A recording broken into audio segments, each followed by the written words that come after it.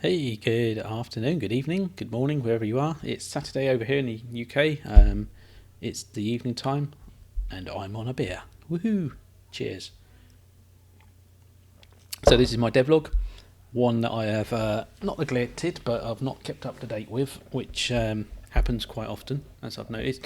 But I did want to do a little update because there's been loads, and give some sort of explanation as to why I've not kept my devlog running. Not that I've not stopped doing my game. Just for my own benefit. So recently I turned 40, whatever. There's a few things going on. That took up some time. But just before I turned 40, I lost hearing in my left ear. Still have. It's been for a few operations. It's been painful. It's been annoying. It's really been quite uncomfortable, and I'm still not used to it. I'm still trying to get my head around not hearing out of this ear, not hearing properly.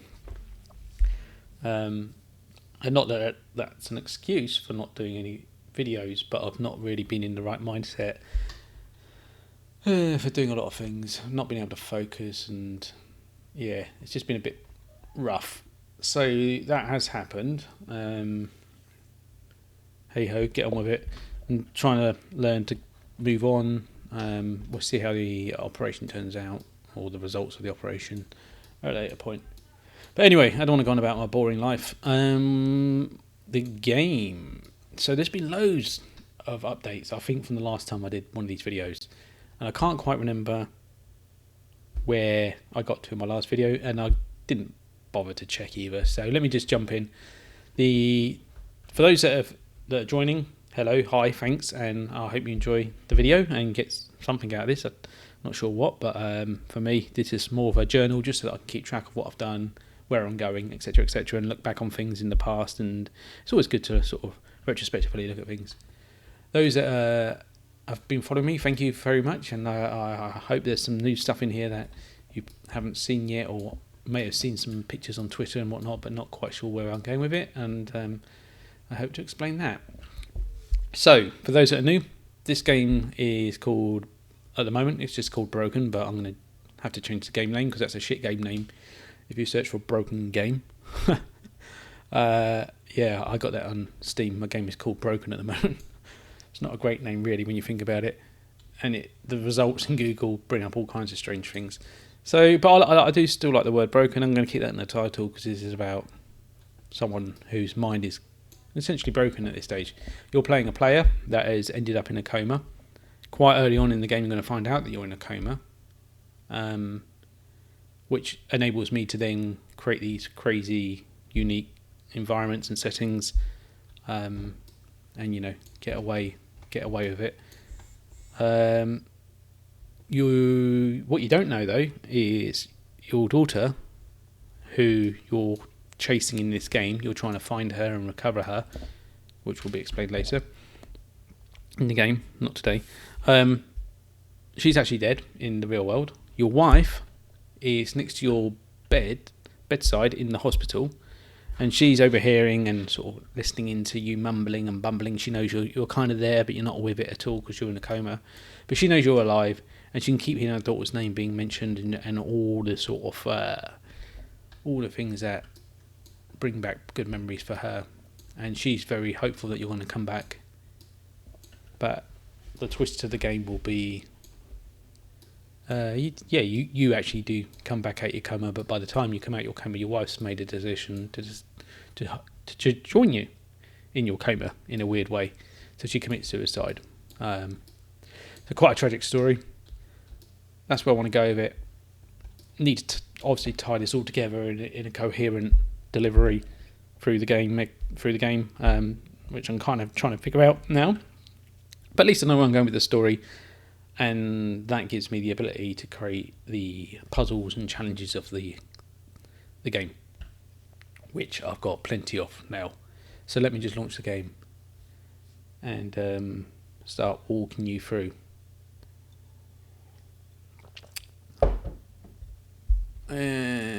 So in terms of like development at the moment, I'm not focusing too much on fine tuning That's been a massive mistake that I keep falling into. A big trap is like I keep playing with like settings and the environment and trying to make things look as pretty as possible, because I kind of find myself just zoning out when I'm doing it, and I really enjoy it. Like, it's kind of, for me, it's kind of relaxing just to sort of create these beautiful environments and plant trees and make the, think about where the wet soil would be and where the water would run down certain angles of the cliff, and make sure that I paint that in. And I really enjoy that, but then I have realised that actually it's not really developing the game, is it? And it's really not, no one really cares about that at this stage, at least. So my idea at the moment is to build these zones, just knock them out, get a really rough idea of how like the puzzle element might play out, the reward for completing that puzzle element, and how that ties into the overall arching story. And then once I've got probably the first 4, what I'm calling nightmares, which I think I've pretty much got now. I'm working on the 4th one, need to tidy it up. Once I've got those in place, I might get Dan, my mate Dan, to playtest it, get some sort of user feedback and see what he thinks, and then start trying to fine tune stuff, and potentially add more, because I could actually do the game with 3 nightmares, probably 2 even. The one element I haven't quite figured out yet is your wife and how her story comes into the game. I've got ideas on that, I've not implemented them yet or tried them out, so I'm still trying to figure that side of things out. So we're going to start off. Basically, you're going to wake up at night, you're going to hear your daughter calling you, you're going to come into her bedroom through this door here. Very limited movement at this stage, it'll be quite tunnelled, and you won't be able to go off explore. You'll come into the bedroom and you'll see your daughter sort of get warped away with that evil demon thing, left with these ghost-like objects, which are objects from her room that have been transported with her to the island. So we've got a teddy bear, we've got a chair, we've got a spinner, we've got some marbles, we've got a Rubik's Cube up there. Doesn't look like a Rubik's Cube at the moment, and it needs to be down here. This is just placeholder, dicking around and testing physics and whatnot. So yeah, you'll start off in here, jump through the portal and chase your daughter. One thing I need to do is work on, at the moment I'm triggering the different, obviously the volumes that you're seeing, so from that dark Stranger Things type world to now the bright sunlight. These are going to be more, you walk into them. As you walk into the puzzle areas, I want the environment to get dark and the thunderstorms start forming, so that you're entering a puzzle zone, and that'll give you a chance then to think, right, well, have I got the right items for this, even though I don't know what I'm doing just yet. Do I want to come back, etc., etc. So that's where I'm going with it at the moment. As I say, I'm manually triggering this stuff. Cool. So I've got the first puzzle turned off for now, but I showed that in my last video. That's the oh, bloody hell! What's the time, Mr. Wolf thing from the TV show Squid Games? Blimey, yeah, Squid Games. You as a character, your character loves films, shows, pop culture, so he's heavily influenced by that, and that gives me, again, like the creative freedom to put those elements into the game that I like as well. So yeah, the first puzzle is going to be the go on a minute, Squid Games thing. Once you complete the Squid Games puzzle, which will be like, imagine it's all dark and you're playing What's the Time, Mr. Wolf. Stop start. Once you complete it, what the fuck is that out there? What is that? I genuinely don't know what that is. Right. Even my game's adding nightmares. What is that? I don't even recognise the shape. Fucking hell, weird. What was I saying? Something about nightmares. No. Oh yeah. Yeah, she's going to drop, that's it. So you complete the first puzzle. She's going to drop a necklace, her favourite necklace. And the necklace will all the items from the bedroom, by the way, all those ghost-like items that we saw will have, well, not all of them, some of them will have unique powers on the island. And the necklace is the first item that you'll collect, which enables you to create a portal back into that bedroom. Wherever you are, you can jump into the bedroom, pick up any items that you might have in here, and bring them to the real world. So we could take that dodgy cube that was a bit placeholder-ish. There it is. And we jump through, the portal's gone. But now we've got this object from that dimension that we can play with. And again, we can open that portal. Very placeholder-ish, bear in mind, right? I really want like everything, all the items are very binary. They're either on or they're off at the moment, but I do want that sort of, like with the portal, something to sort of open up like that. Some particles floating around it, make it a bit more special, right? This is just placeholder for now. But you get the idea. Wherever you are at the moment, you can create that portal and enter your daughter's bedroom. And you can bring items into here that you've collected or take them out. Which is kind of cool because I did have this inventory system, and I think I will still have this inventory, but I kind of like the idea that the bedroom is your inventory, which might work better for when I come to VR, because that means I don't have to worry about converting that 2D panel into 3D. You might just decide, actually, I want my camera. Oh no, your camera's always going to be. You might want your torch. Jump into the bedroom, grab your torch. There it is. If you've left it there, then jump back in. There you go. Maybe I might do that. I don't know. So that's where I'm at with the first puzzle. I did show it on screen last time. Let's go to something pretty. We've got the night time. I'm not sure how this is going to work now. I don't think I need night time unless I have a real time cycle from day to night. But I don't know what it will add. Although I do like it. It looks pretty and it lights up very well. So I do kind of want to use it, but I haven't figured out why. You know, I do, you know, not ideally, but the way it goes at the moment, you're either in daytime or you're entering a zone which is a nightmare. And you'll know it's a nightmare because of obviously the thunderstorm and quite blatant change in scenario in setting. Right. What's next? Meditation. So I've been playing Shenmue recently. I'm a massive Shenmue fan. Loved 1 and 2. I had 3. I must have downloaded it. I think actually, Dan, you may have brought it for me a long, long time ago. And I've had it in my library for ages. And I thought, ooh, let me just give that a go. And I started playing it and really, really enjoyed it. And one of the things I like about Shenmue is just the silly mini games that you get. And I thought, yeah, I need a mini game. I need a mini game so I can be like Shenmue. So I added one. And I'm not happy with it. It's going to change. But the concept is there. So throughout the island, there are going to be these meditation zones. And this is one up here. Why do you need to meditate? I need you to sort this out. Why do you need to meditate?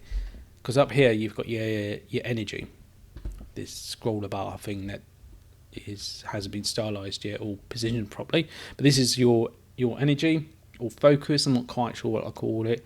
But basically, when you use an item like from your daughter's bedroom that has unique powers, and I'm holding the key down at the moment, you can't see it's being used, but it absorbs your energy, so that goes down.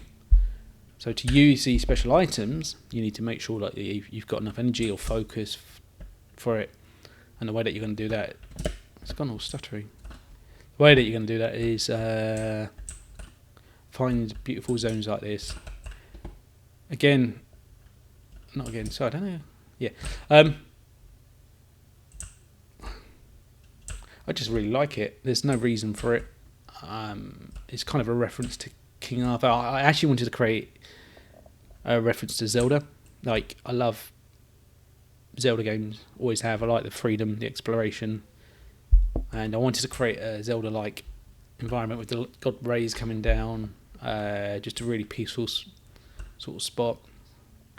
Then I kind of ended up putting the sword in the stone and ended up doing a King Arthur thing, and that's cool, right? The guy's in a coma. Again, pop culture. Movies, games, it's all going on in his mind. Some nice effects going on with the water there. You can't really see it, but there's fish in there as well swimming around. Butterflies, bunny hopping. But these little things, now, I'll ask you if you'd like to meditate. I'm going to say no for now because you get stuck in meditation. There's no exit. But you'll be able to meditate with these, recharge your focus, your energy, and continue using those items that we discussed. One other thing I did was sort out the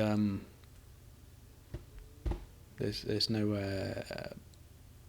yeah, at the moment you can walk through water, but you won't be able to do that. I think you're going to die when you walk into water when it gets too deep. Yeah, really happy with how the lake's looking now with that sort of green tint to it and the smaller waves. I want to come over here because there's a cool spot over here. I'm trying to think what. Go. A lot of this is being worked on at the moment, so it's why it looks all crap and a bit clippy in areas. But down here, like that needs tidying up. But down here we've got some dirty underground. And we're going to the bunker. We find a bunker. It's going to trigger, quite abruptly. The volume, everything changes.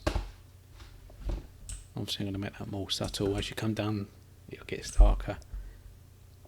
Really, really like the look of the bunker. So much better than what I had before in my last build. Got to add more lighting.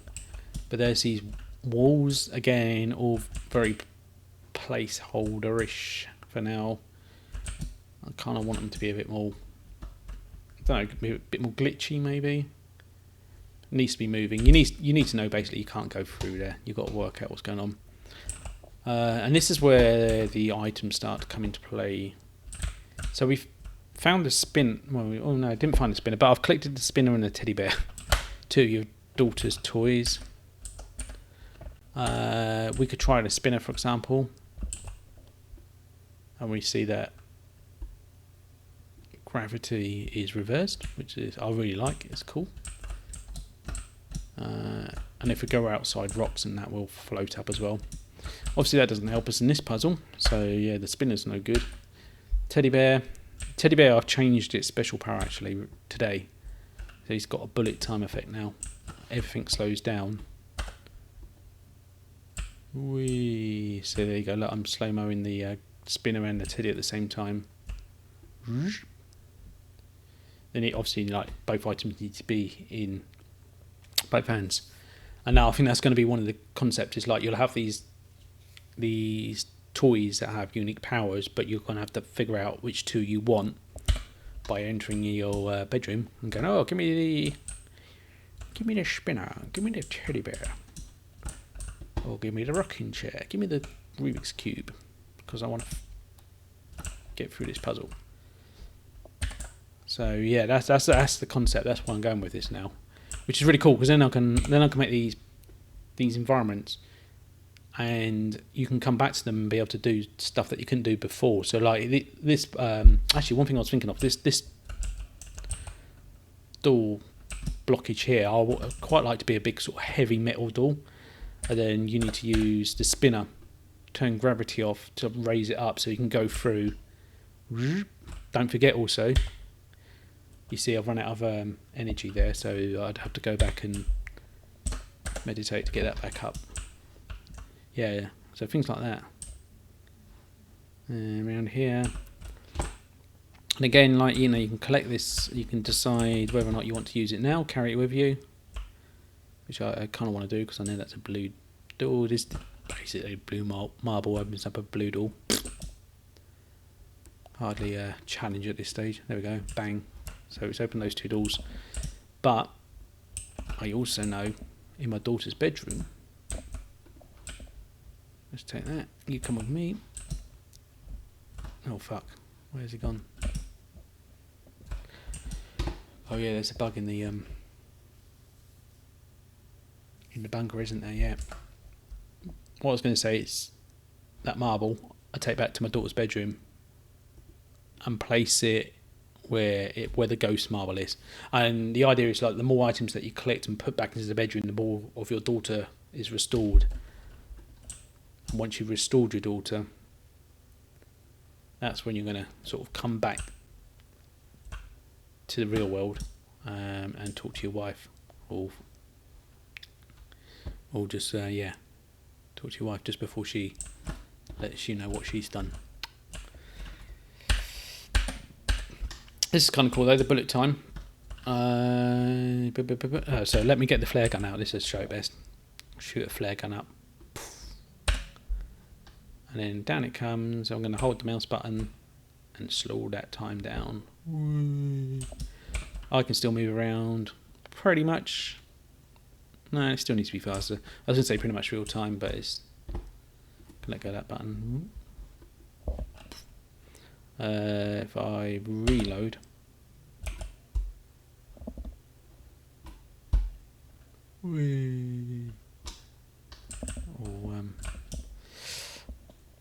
Actually,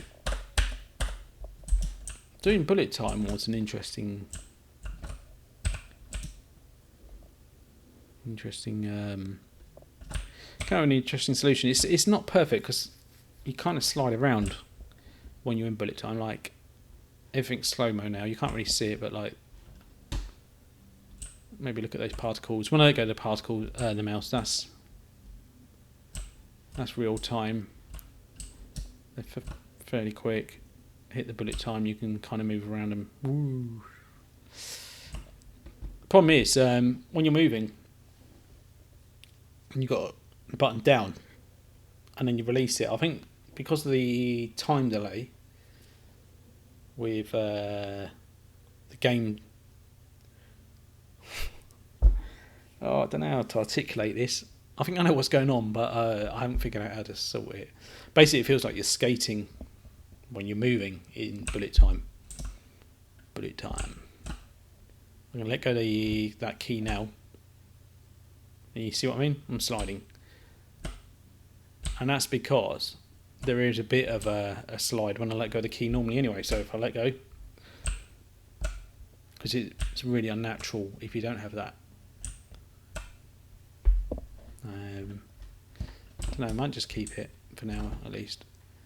But yeah, the way I got around this, so you can scale the time with Playmaker and Unity quite easily, but it scales everything, including the player, which I didn't want. Which is great for like being able to pause the menu and stuff. You know, if you pause the menu, that isn't paused. It just you can stop time. But obviously for this, I wanted to keep the player moving and just everything else slow down. You know, it's like you're engineer solutions and suddenly go, someone posted somewhere something, and I was like, oh yeah, that's a really good idea. Why don't I just do that? Which is okay. So scale time down, but then just speed up your player's movement, and that's all I did. So where is it? And again, using Playmaker for a lot of this controls. I think it's in here. I can't even remember what I did. Teddy bear activated. Nope, because I moved all the logic into Ted himself. Squeeze Ted, because when you squeeze Ted, that's when the magic should happen. So basically, yeah, scale the time down, but increase my player movement, walk speed, and run speed by these values, so you can still walk around the world at a fast pace, which gives the effect of bullet time. Simple solution, works all right. Do for now at least. Yeah, I think that's it actually. That's pretty much a walkthrough of everything I've done of late. And I am working on the fourth nightmare, the cabin, which is the Evil Dead. I've tried to make it sort of pay a little bit of homage to Evil Dead without blatantly copying it. The puzzle here. No, I'm not going to say there is going to be a witch thingy-majig down there, like in Evil Dead, and there is a toy down there that you need to get.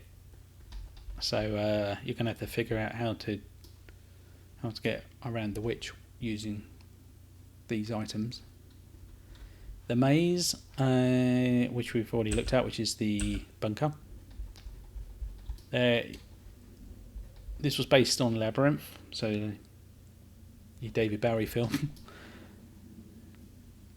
There's a whole labyrinth down there, which is very small at this stage again, because as I was saying before, I just want to create the concept and then I'll tweak it later. But this will be a lot more involved, and again using a lot more of the special powers to get to certain areas with the ability to return. We've got Squid Game, which needs... Actually, I played that last night and I was like, oh, this is shit. I need to really, really pretty much redo it. But yeah, no, it's going to be the first very simple one that gives you your daughter's necklace, so you've got the portal and then you can continue the rest of it.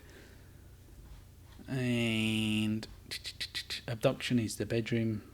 So I've only got 3 nightmares at the moment. 4 if you include the bedroom. I kind of want to do... I need to get an alien invasion in there somehow, or an alien abduction rather. I feel like with my Steam page on Broken as it stands at the moment, it looks more sort of alien and UFOs, X-Files, which was definitely what I was going for at the time. But things have changed since then. But I don't want to sort of confuse people that may be looking at it and thinking it's one game and getting another. So I need to think of a nightmare to do with that.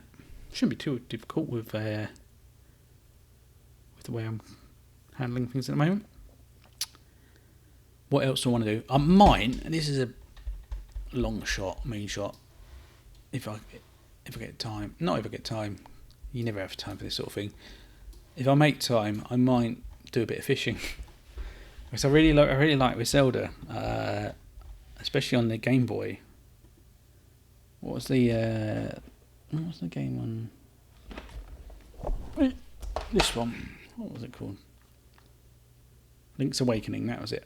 Yeah, on that, I remember like as a kid just fishing for ages and just sort of chilling out. And I don't want to be like egotistical, but I really do like the environment. I think I've done a good job, and it's kind of cool just to chill out sometimes. And I think just sitting here like to fish, maybe like a little mini game of fishing would be quite cool. Oh yeah, these rocks. I was doing a stress test with like physics and anti-grav throwing up. I got to about 40 rocks that would float. Actually, the lifting up wasn't the problem. That's fine. There was no performance hit then. It was when they crashed and hit the ground, and it was having to calculate all the collisions. That's when it got a bit messy. So I know where I stand now in terms of performance for the anti-grav thing. Yeah, that's why they're floating there. Actually, I just get rid of those for now. Yeah, fishing might be quite cool. Maybe it gives you more health or energy or something. What else? The radio tower. Yeah, that's changed actually. That was a big feature originally. There's the elevator in there that you could go up to the top, and then you take a radio call at the top here.